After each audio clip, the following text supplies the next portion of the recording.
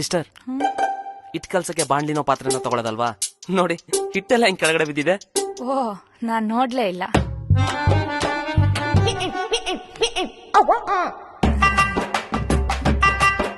ಮಗ ತಗೊಳ ನೀರು. ಕೊಳಕ್ ನನ್ ಮಕ್ಕಳು.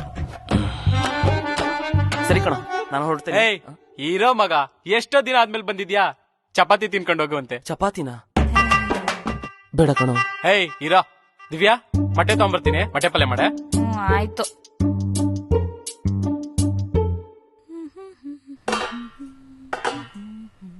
ಸಿಸ್ಟರ್,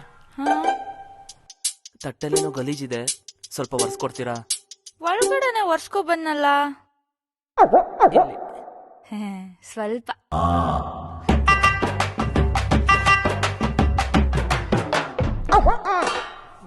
ಸಿಸ್ಟರ್, ಒಳಗಡೆ ಹಿಂಗೆ ಒರ್ಸ್ಕೊಂಬಂದ್ರ?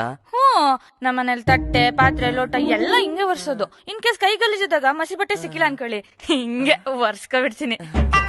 ಇರಿ, ಚಪಾತಿ ತಗೋ ಬರ್ತೀನಿ. ಏನೋ ಮಗ ಯೋಚನೆ ಮಾಡ್ತಿದ್ಯಾ? ತಿನ್ನೋ ತಿನ್ನ ಮಗ. ತಿನ್ಸ್ಲೇನಾ? ಏಯ್, ಬೇಡ ಕಣೋ, ನಾನೇ ತಿಂತೀನಿ. ಏಯ್ ಮಗ, ಹಾಸ್ಟೆಲ್ ಇದ್ದಾಗ ನೀನ್ ನನಗ್ ತಿನ್ನಿಸ್ತಿದ್ದೆ, ನಾನ್ ನಿನಗ್ ತಿನ್ನಿಸ್ತಿದ್ದೆ. ಎಷ್ಟ್ ಬ್ಯೂಟಿಫುಲ್ ಆಗಿರೋದಿಲ್ಲ ಆ ಡೇಸ್ ಎಲ್ಲ. ಇವತ್ ನಾನ್ ನಿನಗ್ ತಿನ್ನಿಸ್ತೀನಿ. ಆ ಮೆಮೊರಿನ ಮತ್ತೆ ರೀಕ್ರಿಯೇಟ್ ಮಾಡೋಣ.